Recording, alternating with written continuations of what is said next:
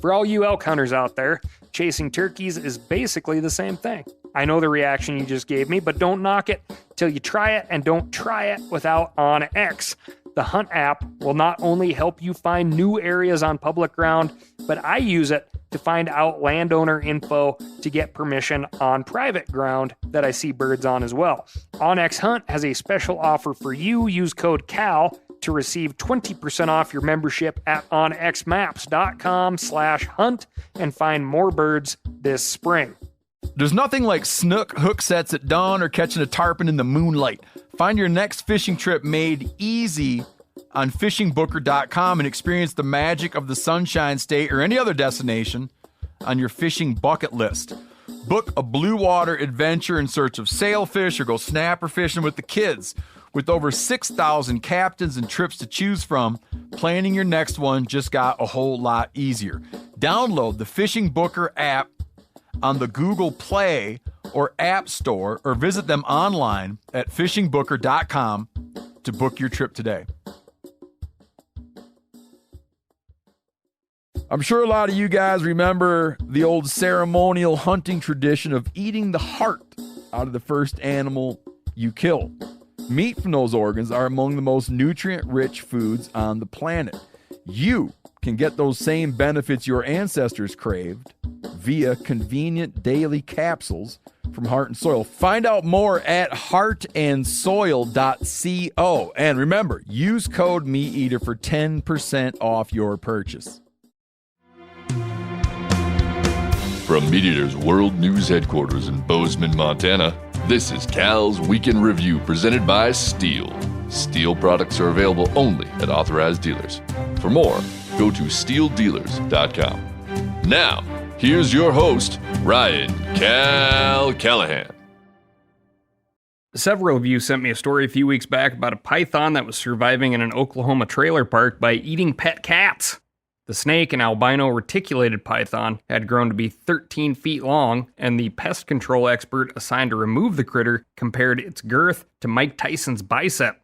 Because, I know you're wondering, the internet agrees that the baddest man on the planet has biceps, or pythons, measuring 17 inches in diameter. That's one fat snake. Anyway, I reached out to the pest control expert, a fellow by the name of Trevor Bounds, and he gave me a few more gory details. Apparently, the python had been the pet of a former resident of the trailer park, no surprise there. The snake escaped its enclosure and got into the walls of the home. But rather than fess up and call pest control himself, this guy just moved away. Here's where things get interesting. According to Bounds, the snake owner also had a, quote, rat room in the home where he bred rats, presumably to feed to his python.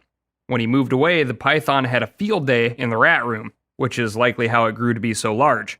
Then, the snake made a nest under one of the homes and got his 15 minutes of fame on the international news.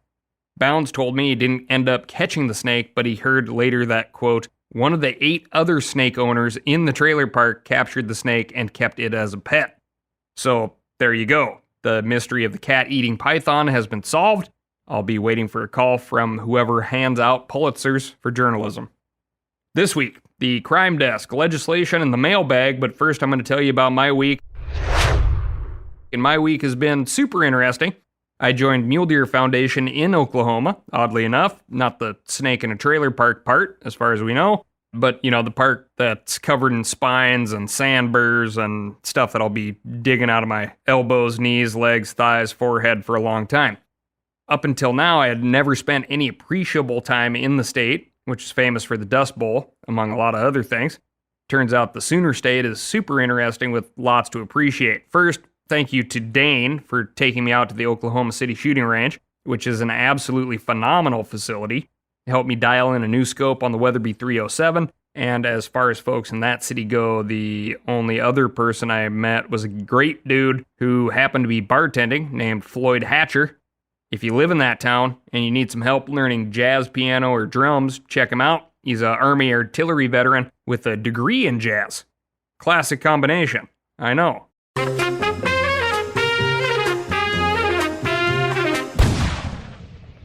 Military's full of them, I'm sure. Another thing I didn't know, and maybe you don't know either, Oklahoma is one of 2 states in the U.S. with a native population of both American alligators and mule deer, which is pretty darn awesome. I love mule deer. I think they may be the best animal representation of the western United States, and they taste great. Our adventure in Oklahoma was in the Panhandle region. Another fun fact about the Panhandle, which is that long, skinny part that sticks way out to the west, no matter where you are in the Panhandle, you're going to be less than 34 miles north or south from another state. Texas, Colorado, New Mexico, Kansas, Missouri, and Arkansas are its borders. That's running west to east, kids. We filmed this adventure. The country was really fun, and you'll get to see it all in an upcoming project we have with Mule Deer Foundation coming out this winter. One fun tidbit I'll give away right now.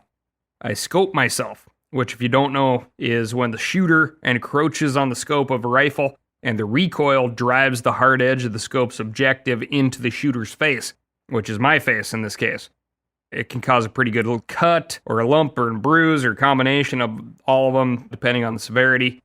The last time I did this, I was 17, maybe just barely 18. High school football was over, so I met up with the old outfitter and spent the week skipping school, helping out in elk camp, and hunting when the clients went home. We found 2 bulls the day before I had to get back to school for the very important attending of our end-of-season football banquet. Old Hellgate Night alumni here. Apparently, I thought nobody would miss me in class, but everyone would miss my delinquency if I skipped the football banquet. Well, to make a long story short, in the process of putting a great 5-point bull on the ground in a late November snowstorm I'll never forget, I repeatedly pounded my scope into my face, trying to force a not perfect shooting angle. Showed back up to school with a half-moon gash over the intersection of nose and right eye, which you just don't get being sick at home. Hope everyone has been having a great season. Hope to see you out at the Meat Eater Live Tour. Don't forget to hit the Backcountry Hunters and Anglers Pint Nights, where you can qualify for free tickets to the show and a seat in front of everyone for Meat Eater Trivia. You know, I'll be easy on you. Game on, suckers! Moving on to the crime desk. Missouri's Operation Game Thief is offering a $20,000 reward for information leading to the conviction of poachers who shot and killed a bull elk. The elk was found by a deer hunter near Klebzig Mill in Shannon County. It still had its antlers and none of the meat had been removed. There are only a couple hundred elk in Missouri, which is why the state's Operation Game Thief is offering a reward large enough to buy the recipient a new car, a legal guided elk hunt, or 40 high-quality hunting jackets from First Light. You could outfit your entire extended family with that kind of cash. Just a little Christmas advice for you. The National Park Service and the New Mexico Department of Game and Fish are also seeking the public's help with identifying those responsible for illegally killing a bull elk at Bandelier National Monument. The elk was killed within monument boundaries in late September, and authorities still haven't been able to catch the subjects. The National Park Service is offering a $5,000 reward, and New Mexico's Operation Game Thief will add to that if a poacher is convicted. When you think of international crime rings, I bet drug running, firearms smuggling, and human trafficking come to mind. Now, according to a new report from Interpol, you can add wildlife crime to that list. The International Criminal Police Organization released a report recently concluding that environmental and wildlife crime has become one of the world's largest and most profitable crime sectors. Black market wildlife products generate about $20 billion US. As we cover frequently on the show, these goods include things like bear paws, gallbladders, turtle shells, and even dinosaur fossils. Sturgeon are also frequently targeted by poachers.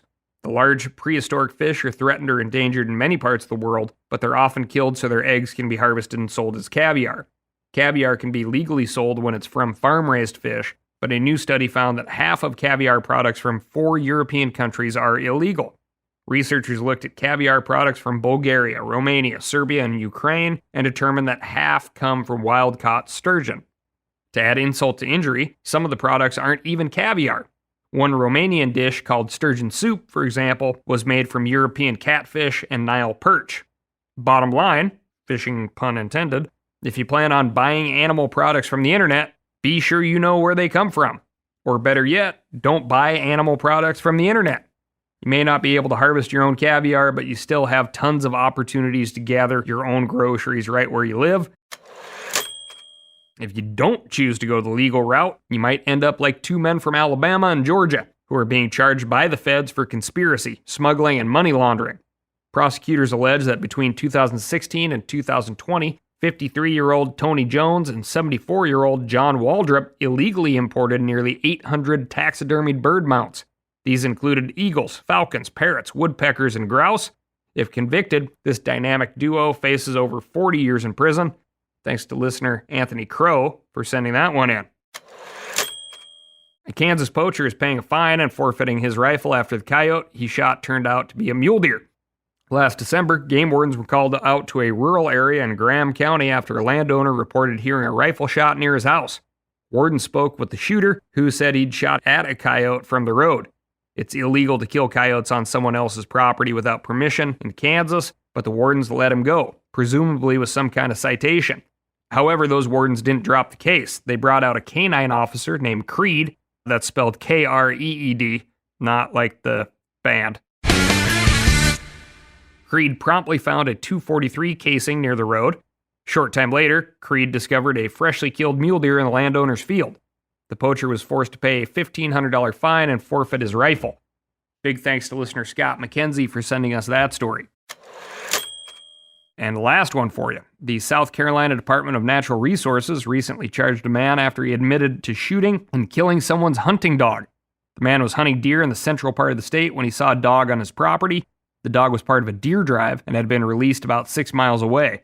The South Carolina DNR doesn't say whether the man knew the dog was part of the deer drive, but they believe he shot the dog on purpose. It is illegal in South Carolina to kill a dog just because it enters another person's property. If convicted, the man will face a maximum fine of $500 and 30 days in jail.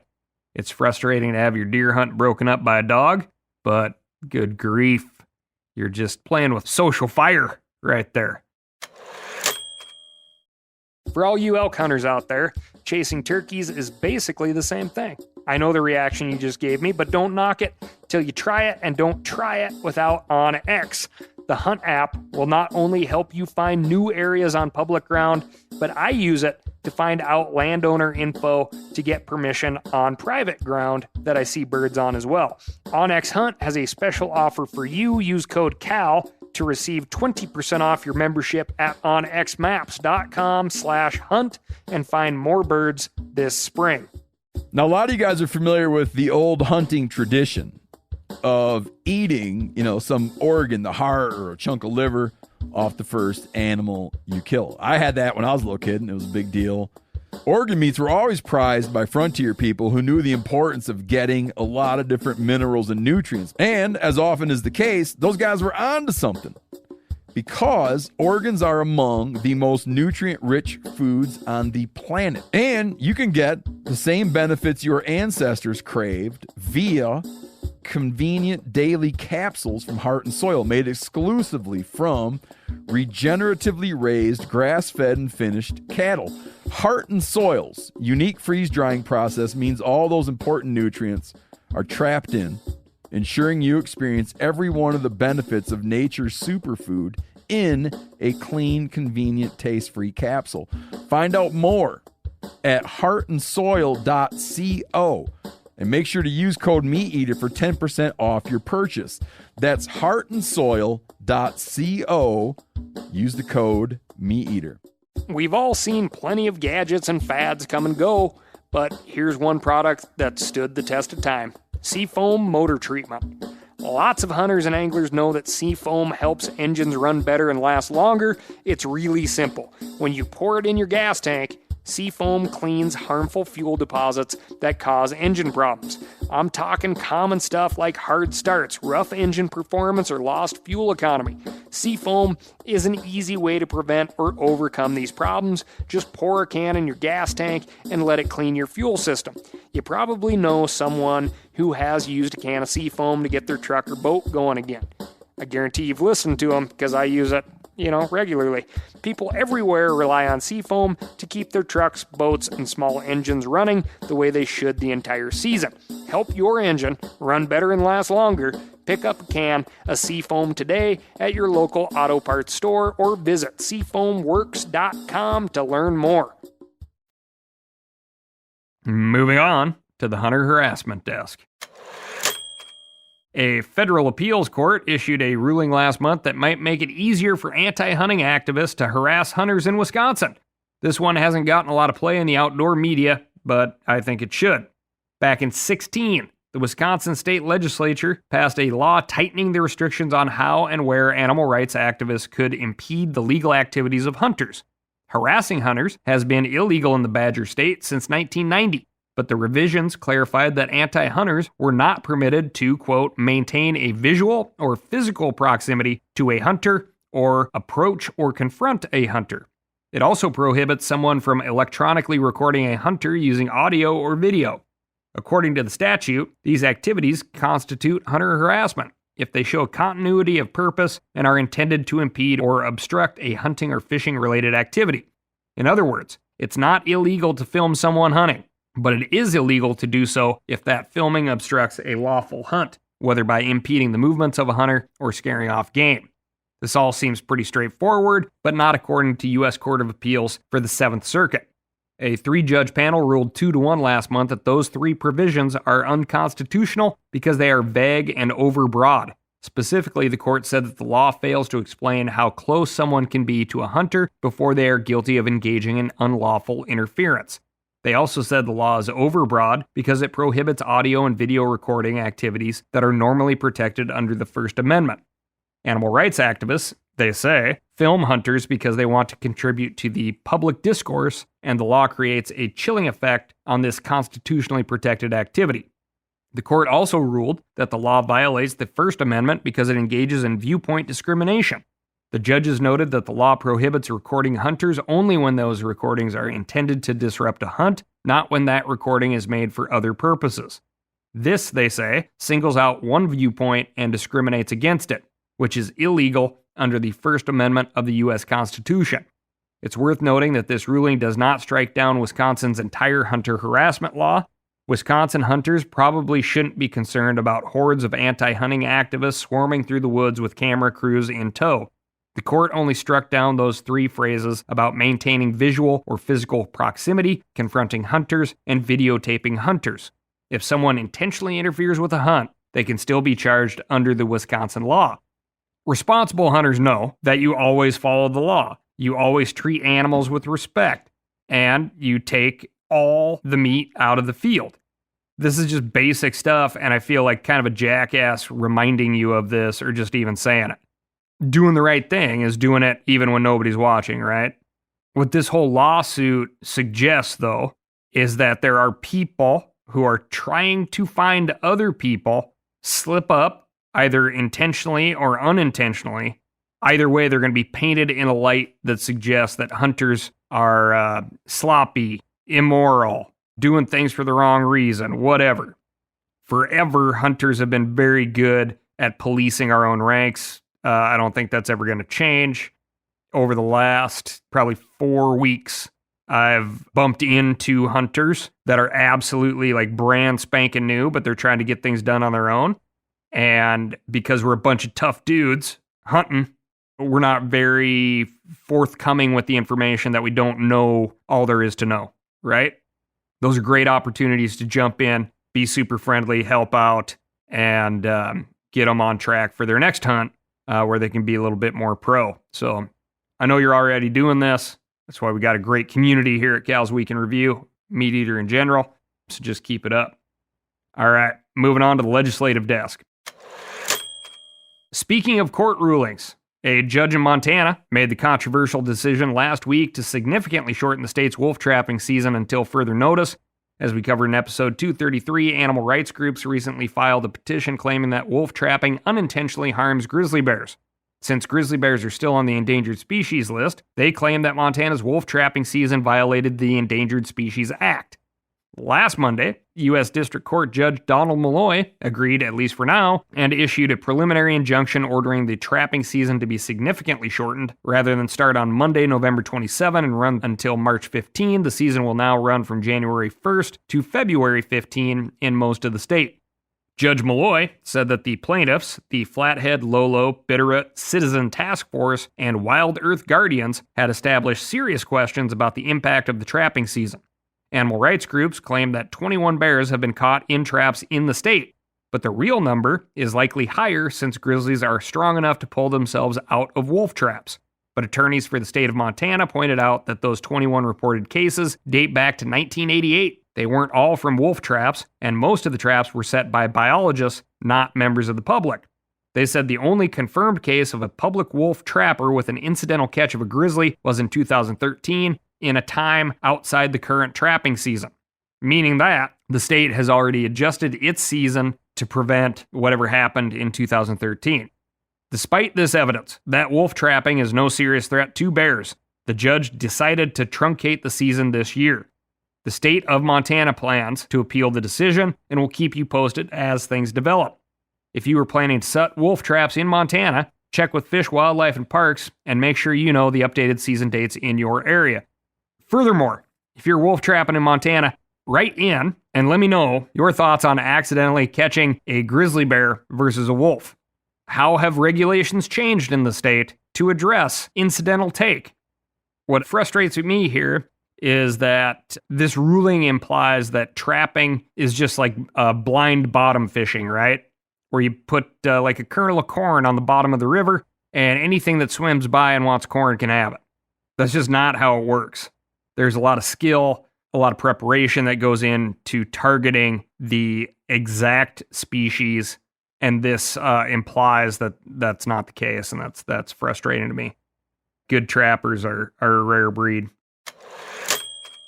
In another update to a story we've covered previously, the Bureau of Land Management decided last week to ban the use of so-called cyanide bombs on all BLM land.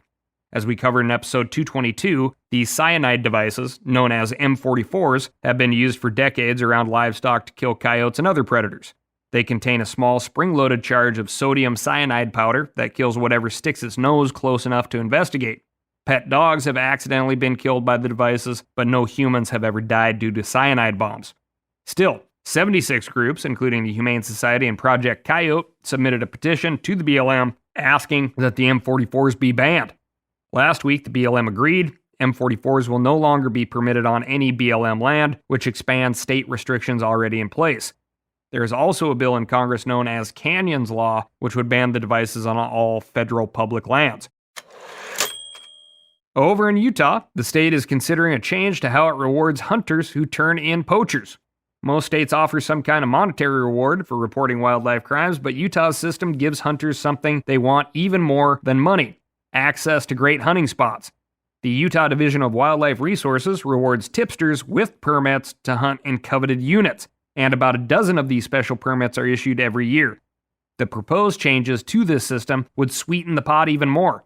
They would allow hunters who turn in multiple poachers in 1 year to receive multiple permits. Hopefully this doesn't change to vigilantism. Some of those permits would be able to be transferred to family or friends. This change will adequately reward hunters who, for example, report a group of illegal hunters and aid in multiple prosecutions. Utah's Wildlife Agency may be considering positive changes, but I can't say the same for its senators. Over in Washington, D.C., the U.S. Senate is considering a bill authored by Utah Senator Mike Lee that would make it easier for states and local governments to buy public land at below market value. This is not a new attempt by Senator Lee. The bill is ostensibly designed to make it easier for Western states to acquire land on which to build more housing.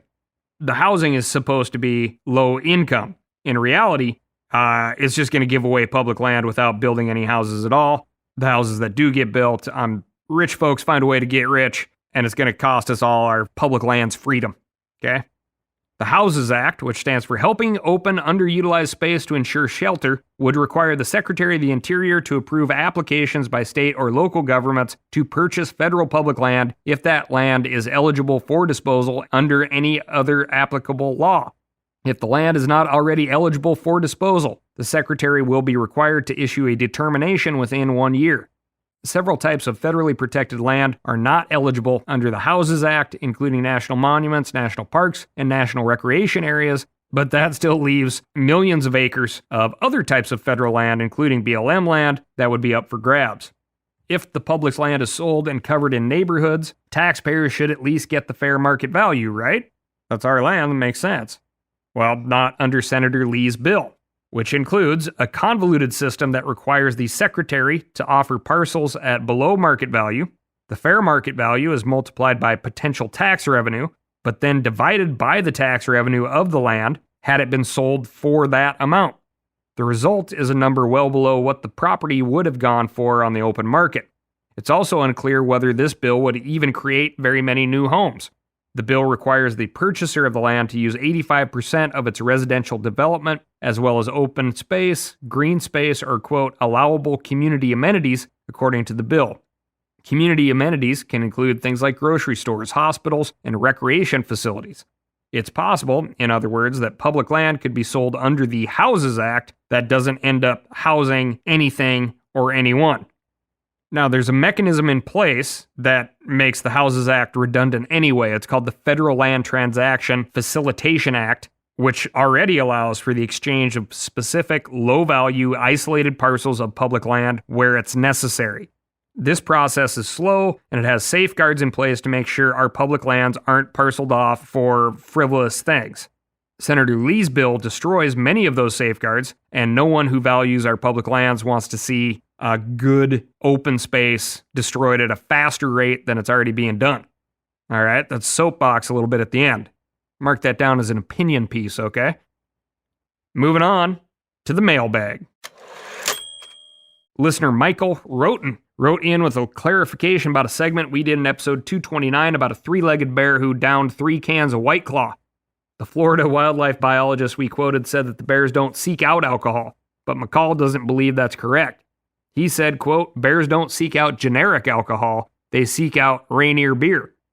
As evidence for this fascinating scientific claim, McCall sent me an article from 2004 about a black bear who passed out after drinking 36 cans of Rainier. The bear managed to break into several coolers at a campground in Washington state and helped himself to the contents. According to a bookkeeper at the campground, the Bruin totally ignored all the cans of Busch and went straight for the good stuff. If anyone else has fun drinking stories with Bruins, you know where to find me. ASKCAL. That's AskCal at themeateater.com, and we'll get to the bottom of this mystery together. The bear bottom. That's all I got for you this week. Thank you so much for listening. Remember to write in and let me know what's going on in your neck of the woods. On top of that, Christmas is ripping around the corner. Don't get caught with your pants down if a tree falls across the driveway, and old St. Nick can't pull up in his sleigh. So go to www.steeldealers.com, find a local knowledgeable steel dealer near you. They're going to get you set up with what you need, and they're not going to try to send you home with what you don't. Thanks again, and I'll talk to you next week.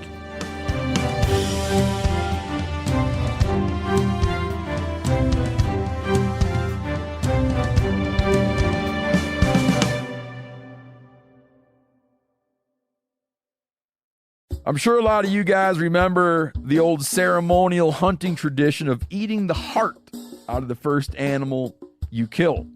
Meat from those organs are among the most nutrient-rich foods on the planet. You can get those same benefits your ancestors craved via convenient daily capsules from Heart and Soil. Find out more at heartandsoil.co. And remember, use code MeatEater for 10% off your purchase. Outdoor adventure won't wait for engine problems. Things like hard starts, rough performance, and lost fuel economy are often caused by fuel gum and varnish buildup. Seafoam can help your engine run better and last longer. Simply pour a can in your gas tank. Hunters and anglers rely on Seafoam to keep their engines running the way it should the entire season. Pick up a can of Seafoam today at your local auto parts store or visit seafoamworks.com to learn more. That's seafoamworks.com to learn more.